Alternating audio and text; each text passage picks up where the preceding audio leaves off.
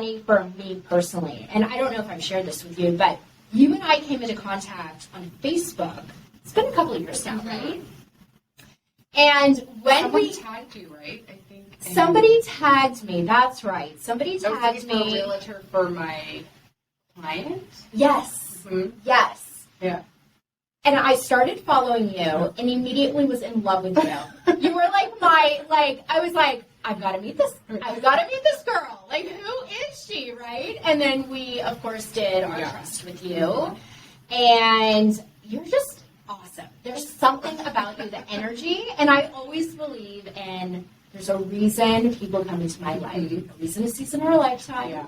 And you just really come into my little circle, and I just love it. You're so great. So I want you to just tell us who you are, your business. Tell me about your business. Okay. And let's start there. Yeah, so my name is Carmen Rosas. I am an estate planning attorney here in the Bay Area, and I help women specifically. I love helping women, just empowering them to protect their wealth, their families, and peace of mind, because all of that goes hand in hand. As moms building businesses and babies, right? I used to say, my tagline used to say, I protect your business and your baby, right? Because for me, my business was my first baby. I had my business before I had my daughter. Anyhow, so we protect, those greatest assets. And so I really love what I do. I love helping women as they're growing their wealth, making sure that it's protected so we pass it on to our babies. Absolutely. And so how long have you been doing this? Last year was 10 years. So we're at 11, September will be 11 years this year. And I actually started right out of law school. So I passed the bar exam and started my business. Not to say I didn't know what I was doing, but I was like, we're going to be a trailblazer and we're going to just figure this out, because I knew I didn't want to go to big law, because I knew that I wanted to have a family eventually. And if I had a family, I wanted to be able to not send the nanny to the Halloween parade. I wanted to be able to go. And I knew that the only way to do that was to basically employ myself. Yeah. So absolutely. Yeah, that's awesome. What were you doing 11 and a half years ago before all of this? Before I was in law school, and it's funny because people are like, oh, did you know you always wanted to be a lawyer? I'm like, absolutely not. I was an anthropology major. I knew I wanted to go into business, though. My dad had his own auto body and towing shop from when I was little, and I have pictures during my summers in high school, at 13. We lived in the East Bay. I would commute with my dad at 7 a.m., and my summers were spent working with him, so I would answer his phone calls, I would order parts, and just was in it, and I loved it so much. And so I always knew I wanted to get into business. So when I started college, I was like, I'm going into a business major. Hated Business 101. And I was like, no. I want to run a business. I don't want to learn about businesses. I don't want to do econ. I don't want to, supply. I don't want to know about that. I just want to run a business. And so I was trying to figure out what I was going to do with my life. So got into anthropology because I love studying different cultures and just kind of how they experience it, which is very fascinating to know now, because dealing with death, right? When we're preparing for death, there's lots of cultural things that come up, different money mindsets. There's so much, and it's so fascinating to me, and I love hearing my client stories. But so I was in law school, and I just fell in because I was studying the legal systems in New Zealand as compared to the U.S. legal system. Didn't know where I was going to go work, so I said, why not go to law school? And I ended up in law school, and I actually went to Ohio, which I hated. I was born and raised in California, and I was such a culture shock. And I was like, get me home. So left law school there, came back here, started over again, and was like, I'm never leaving California, so let's figure out how we're doing this. And I also knew I wasn't going to go work for big law, so I went to school at night, and I worked full-time. And so that's where I was 11 and a half years ago. I love it. We share so many similarities. I mean, my dad's a contractor, so I remember at a young age doing a lot of little side things for him. And I remember being a kid, and I was just reflecting on this, and you probably have some of the same memories, is I remember when times were tough as a kid.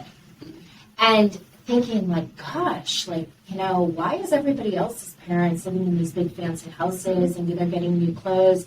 But then all of a sudden, there would be times where things would be really good, and I could feel that energy shift as well. And now being a business owner, and I'm sure you feel the same way, it's we have those months, right, where you're oh, we're going to pull back. We're going to eat some more soup in the next 30 days. We're eating what's in the freezer. Right? Exactly. And then there's those months where our kids are probably like, wow, we're going out to dinner a lot, or like DoorDash is coming over a lot more, right? Yeah. And it's so fascinating that we share that because it does roll over into us being moms and business owners as well. Yeah. And what our kids are seeing. So that's really cool. Tell us what estate planning is for those who don't know. Yeah, so estate planning is essentially a bunch of legal documents that keeps your family out of court, whether when you pass away or you become incapacitated. So the four primary documents are a living trust, a will, a healthcare directive, and power of attorney. So a living trust and will are super important when you pass away. So people say own a house and you put it in a trust, you stay at probate. If not, there's this one thing, probate, that nobody wants to go to, I promise, because even as an attorney, I can make a ton of money in probate. However, it's a nightmare. So if it's a nightmare for me, I can only imagine what it's like for clients. And so if you don't have an estate plan in place, your family will end up in court. With a healthcare directive and power of attorney, these documents come into play in case of incapacitation. So say you're out on date night and you get into a car accident, something happens, you end up with you're in the hospital. You get to pick someone who's going to manage your finances, make sure that it's still investing, making sure that your business is collecting the money, invoices are getting paid, so all of your bills can be paid, maybe tuition can be paid, the nanny can be paid. Everything continues to function even without you. And then same thing with healthcare directive. It's who would make those medical decisions for you.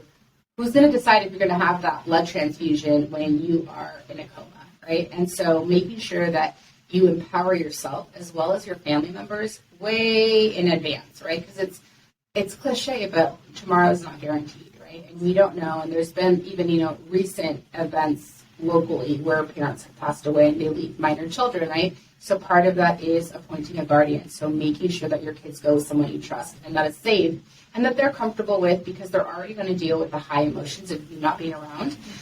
And so estate planning is doing all of these documents to make sure that your family, your business, especially your kids, are protected. Yeah, no, it's great advice. So for somebody who's looking to buy a home, at what point do you suggest that they do a trust? I always tell people if you have minors, you want a trust. So even sometimes people say, well, I don't have enough, right? We're in Silicon Valley. Prices of homes are at least $1 million is what we're looking at, right? That is enough to have a trust in place. And I'll say this, you can create the trust before you even purchase the property. So as you're building wealth, as you're growing your business, your investment accounts are growing, everything will go into this trust. And the trust is what I call, I like to look at it as a treasure box, right? You take everything you own and you put it in. And as you get more stuff, you keep putting it in and keep putting it in and you hold the key.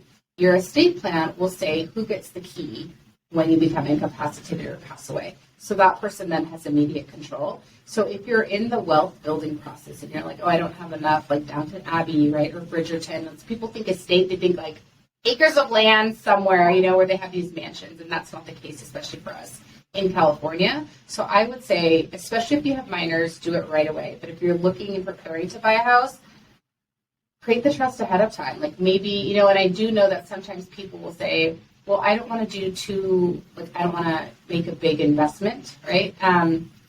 Because we're qualified, right? So it's kind of, on that. But if you have the trust already, and when title says, how do you want to title it, it can go directly into your trust and it's protected. If you purchase it and you're kind of, wrapping up the home buying process, then you want to contact an attorney right away. Because again, we don't know what will happen tomorrow, and so making sure that it passes on. No, great advice. Great advice. Tell me how your business is different than a lot of these online businesses. There's so many kind of do it yourself and save thousands of dollars, right? And I know I've explored those options prior to meeting you, but talk to us a little bit about that. So our firm is really relationship building based, right? Where we believe that we work with you, right? If, for some reason you passed away, we would deal with your husband and then the kids down the line, and we just kind of build within the generations, even your parents, right? Sometimes we go up, sometimes us being in sandwich generations where our parents are getting older, our kids are growing, right? We end up kind of juggling all of these things. And so we're very focused on the relationship and working closely with our clients, getting to know them, getting to understand them. And I will tell you a story, even how I got into estate planning. So my grandmother passed away when I was waiting for bar results. And she had done a DIY, went online, pulled some documents together because she didn't have a lot of cash, right? And so she was, what do we say, house rich but cash poor. And so she was like, well, something's better than nothing. And yes, I agree. However, she didn't have the advice from an attorney to say, oh, you actually have to put something into that treasure box that you're creating. And so because of that, there were some other issues with it too, just because she was filling it out and it just didn't make sense.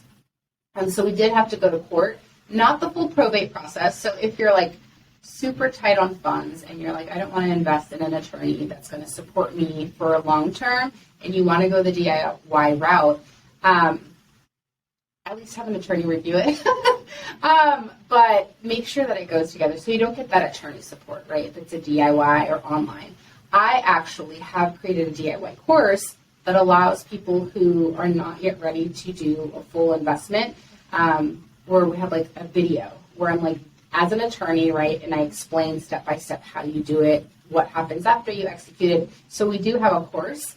But I always recommend working one-on-one with an attorney because you can customize your plan. It's not just a cookie cutter fill in the blank form, which the online ones, and people will come to me and they're like, well, someone said they could do it for like $2,000 or $1,000. And I'm like, well, go ahead and let me know what your bill is at the end or what your family has to go through when things aren't done the right way.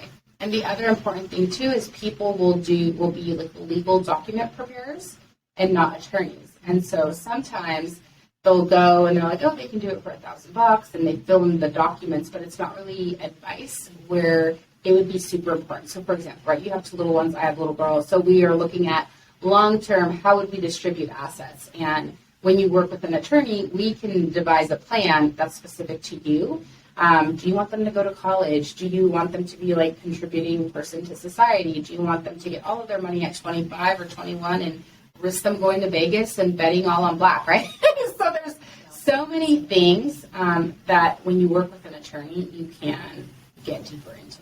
Yeah, well, and I think one of the biggest takeaways for me personally is I did, I won't say the name of the company online, but, I did one of those buy it for $8.99 and fill out the documents and you go get it notarized and send it back to the company. Well, we paid the fee. We got halfway through the paperwork. And then that paperwork sat for years, right? Because at this point, we had only one child. Mm-hmm. And there were some questions that my husband and I just couldn't answer. We couldn't come to terms with. So when we hired you, one of the things we recognized very quickly is sitting in your office with you, you were asking the tough questions. And maybe there were a couple that we had to go home and discuss in private. But you were on us every week. Hey, do you have those answers? And it got us to the end.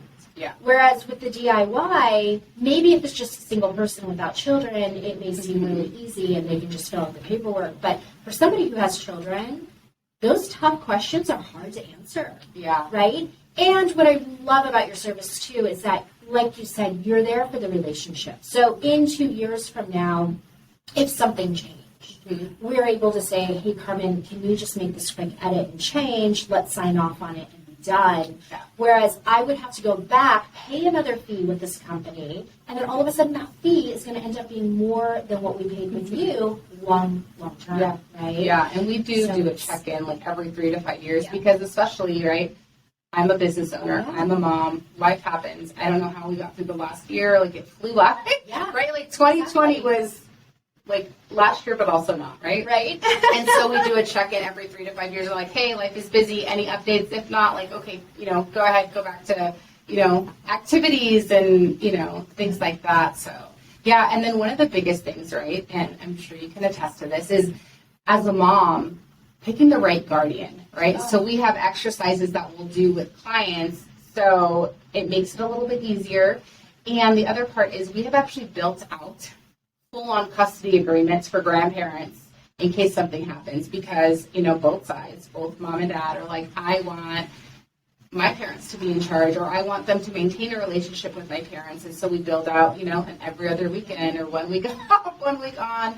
And so customizing even that guardianship plan is super important. Yeah. Well, and customizing just things like when our children go to college and what that looks like, and when the money's supposed to be dispersed, and how does that look? Well, if one kid's older, do both kids get it at the same time when one's 3 years younger? How does that look? So there's so many hard, difficult conversations to be had with this, but it's so important.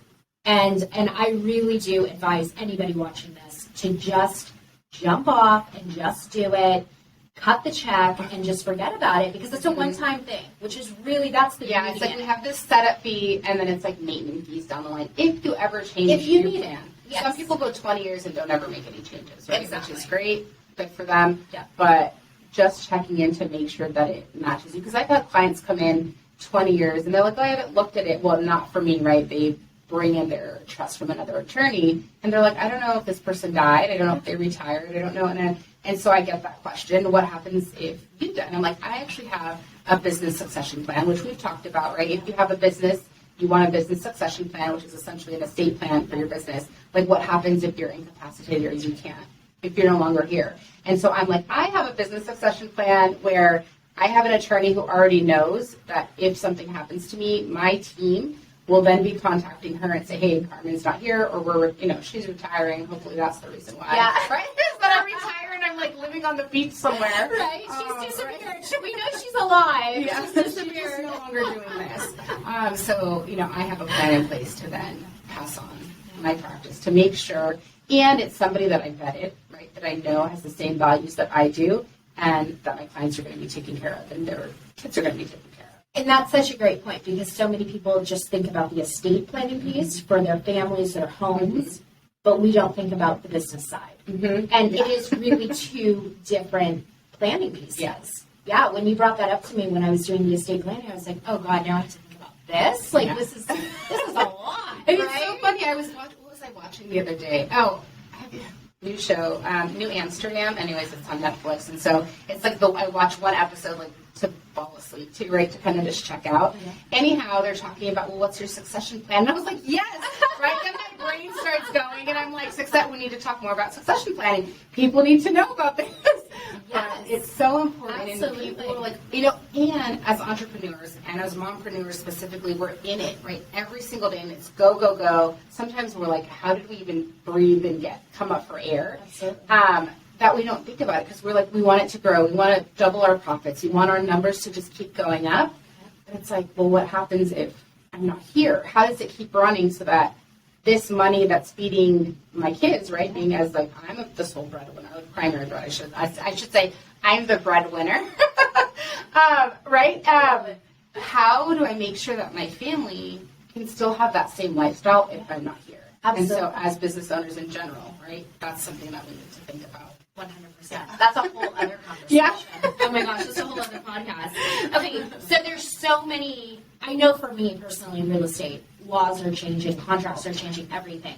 How do you keep up for your clients knowing like how when everything is changing, and how do you get that information back out to your clients saying, hey, we might need to change this because of this law? Well, the great thing about the law is that it is so archaic. And for the most part, it stays the same, right? Good. State law, federal. The one thing that does change are like federal tax exemptions, right? California, it's not an inheritance tax state. We don't have to worry about that. Estate taxes, same thing. And so we're looking at federal laws. And so I do CLEs annually to make sure, it's a continuing legal education, to make sure that I'm up to date, that I let my clients know, especially because with the previous administration, I think estate taxes went up to like $12.5 million per person. If we only had that problem, I would.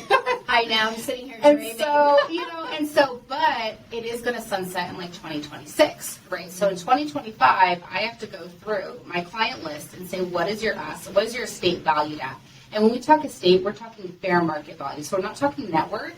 It's fair market value. If you have your house and say it's worth $1 million, and you owe $800,000, fair market value is $1 million, right? So that's what we're looking at. So if your fair market value of your estate exceeds, and we don't know what it's going to drop down to, but we're anticipating it's not going to stay at $12.5 million per individual, $24 million per couple, which is kind of mind blowing. but we think it'll come down to maybe 7 million-ish. And if it does, and you exceed that as an individual, then we need to make sure that we do some more specific tax planning.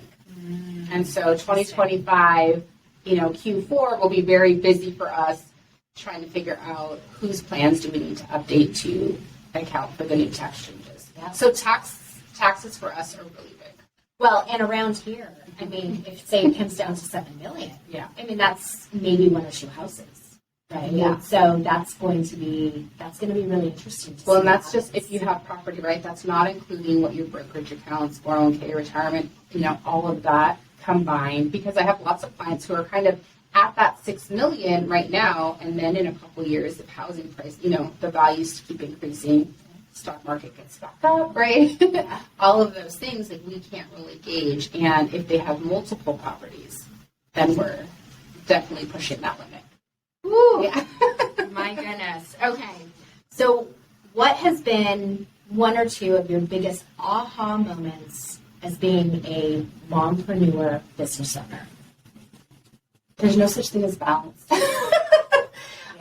Because I think that as women, right, I know for me going into it, I'm like, oh, work-life balance, right? We can do work and we can do life, but What is that? it's like, and especially when you love what you do, I'm like, I just want to work all the time, right? Or people will say, well, what are your hobbies? And I'm like, creating content. And they're like, what? And I'm like, I'm so passionate about what I do and how I'm serving my clients that, like, I would do it for free, right? It's like one of those things where it doesn't feel like work.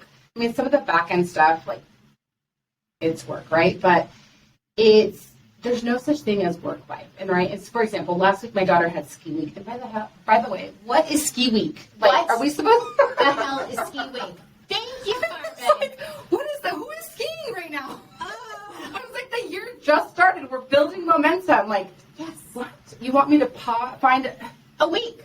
A full week. a whole Yes. week? Yes, we're in California. So- Thank you very much. There's no ski Well, week. I mean, apparently it like snowed in Southern California and in Woodside, right? Anyhow, but it was like, okay, this is a week where life is going to take priority, right? And so it's like, okay, work goes down, life comes up. And so it's not necessarily where they're like this, but it's like 1 week we're here, the next week we're here, and that's the balance. And it's not really a balance, right? It's just kind of, well, and as moms, we get to decide how much time do we want to devote to our business and how much time do we want to devote to our families, right? Like I know for you, like very similar to me, we love our kids, right? Love our kids and we want to do fun activities with them and we want to do all that, but we also love our work. And so for me, no child labor laws are being broken, but I have taught my daughter how to scan. So she's 8. Well, she's working. She'll be 8, yeah. She's working. You're getting a write-off for that. Yeah, so now I'm like, okay, she's like, oh, I want to go to work with you because at that age, right, like they know that we're so immersed into our business. And so she's like, I want to go. And She it's wants that funny. paycheck. She wants that. She wants part of that $12,000 So a she's year. asking, yeah. She's like, how much money will you pay me? And I'm like, don't worry about it. Just scan and push these buttons and it's fine. And then my assistant will kind of organize it and whatnot, right? But it's like, we'll go in and I'm like, scan these documents. And so she's like, I'm working. She has like a little allowance, right? Plus that money that I'm paying her is now going to go into a minor's account, which we then are going to invest, into an IRA for her. And she'll be building her retirement early on. That's right. And so going back to that is like she knows what I do. She loves it. It's funny because when COVID had happened and I was doing a lot of Zooms and I'm talking about affidavit of death and how we transfer title after somebody passes away. And I remember one day we were doing something. She goes, "Oh, do they need an affidavit of death?" It's like, wait, what? So anyhow, right? And so that's kind of my aha, right? Is that the work-life balance doesn't really exist. And it's just prioritizing, making sure that your kids, when you're with your kids, you're present, right? And yes, the email, like all the things are in the back of the head, but trying to just kind of refocus. And then when you're in business, realizing it's okay if the nanny's picking them up, right? Or like grandma and grandpa are going to spend some time. And it's building the relationship. I also think it helps with codependency. Like you're not completely like it was funny because I joke with my daughter, right? There's single mom, I have my daughter, and I have my boyfriend and his son, but it's just a different dynamic, right? We've been on our own for a little while. And I'm like, it's not, and I jokingly say this to her, right? But I'm like, it's not good to be so obsessed with me. And she's like, Mommy. But I also realized, right, like I've been in therapy, like I've had, dysfunctional family growing up. And so codependency is huge. And I think sometimes people don't recognize that. And so the work-life balance and going into, we're talking about therapy and mental health, right? And the pressures that we feel that as entrepreneurs, we are already like type A, have heavy expectations that we put on ourselves. And if we're not meeting our own expectations, it can be like regardless of the external factors, right? We're not even talking. It's all the stuff that goes on in our brain. And so making sure that we're taking care of ourselves, like the mental health thing is a huge, huge piece to make sure that you can keep going. So the self-care piece has been probably the biggest topic of conversation since starting the Mompreneur group 3.5 years ago for me. The lack of self-care, I should say. How do you practice self-care? Well, that's the first thing that goes away, right? When everything is hitting the fan, kids are sick, they're home from school, clients are just a hot mess, like that's the thing that goes out the window. So for me, I won't start any meetings until 10 a.m. because what I do is I have my morning practice where I'll do kind of like my own version of Bible study to kind of connect with God. And also I was raised Catholic, so redefining what that means. And it was very spiritual as well. So it's very defining what like religion and spirituality is to me, right? So in the mornings I wake up and I connect with like, what am I supposed to share in my purpose today? I do that, and then I get the kids up, get them ready, out the door, drop off, and then I go to the gym, do some kind of exercise, get out into fresh air, because the rest of my day is probably going to be inside four walls at the computer. And so starting my day off that way, and because we're self-employed, right, we get to set our own schedule. So saying, I'm putting myself first before the rest of the day and to-do list start, and then going into that, because I know that if 6 p.m. comes and I haven't worked out, it's just not happening, right? Or I'm not going to be able to squeeze it in.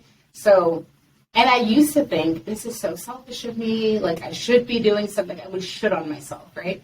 And I realized, no, actually everybody benefits if I'm in the right state of mind, I'm more productive, my clients get a better version of me, my partner, my kids, everyone gets a better version of me if I'm a little bit selfish. And so I think realizing that self-care is not selfish, and it's actually very, very important. That's awesome. Yeah. I love that. I need to be practicing more than my 6.5 minutes in a 45-degree. That is crazy. You know, I keep looking at your stories. It's crazy. And I'm like, I'm not. It's 0 degrees outside already, and you want me to go into some like negative? No, thank you. That's another conversation. But what I will tell you is it's the only time in which I've been able to really turn my mind off from external, just everything. And those few minutes are so powerful. But your few minutes are coming from your spiritual and religion guidance that you're doing in the morning, as well as you're working out, right? And so that's something I think all mompreneurs have to learn from each other as to what's going to work, but then making sure we actually do it. Because I think, it, like you said, kids get sick, school's off for ski week, client disasters, fires, you're just like, oh my goodness, what am I going to do next? And all of a sudden, it's 8 o'clock at night, and you haven't done anything for yourself, and you're a mess, right? We're a mess. So it happens I think the important part, too, is I'm teaching my daughter, right? So I have a daughter, so I'm like, I don't want her to learn habits that I grew up with, right? I want her to realize, like, okay, I can take care of myself. It's not selfish. And she's learning it now. So I'll tell her, Mommy's going to go to the gym for a little while. You stay here, right, where I, like, prepare her. And so she's like, okay, Mommy's taking, it's like, I explain it to her as if, hey, you're going to cheer, and you're doing 3 hours of cheer. Mommy's not, wondering why you're not hanging out with me. And so Mommy needs to go and do her exercise and something that she enjoys. And so teaching our kids, boundaries, right, time boundaries and things like that, but then also, like, to make themselves a priority. And they get to learn it now, not at, like, 30, 35. Absolutely. Like when I learned it, yeah. 100%. I love it. It's you're getting your self-care and you're teaching your daughter, which is amazing. And she's going to learn how to set her own boundaries as an adult, too. Yeah. Okay, so let's go back to business. Yeah. Tell me about your current business, where your office is located, and how can people get a hold of you? Yeah, so my current office, I was in San Mateo, but we're now in Menlo Park. However, because of COVID and the pandemic, right, we can work with clients throughout California, which is amazing. And we have notaries and we have a whole virtual law office now. But if you want to come to see us in person, we are in Menlo Park, right off of the freeway, so super accessible. And then to find me, you can go to carmenrosaslaw.com. And if you just type in Carmen Rosas Attorney, I'm the only one that pops up in Google.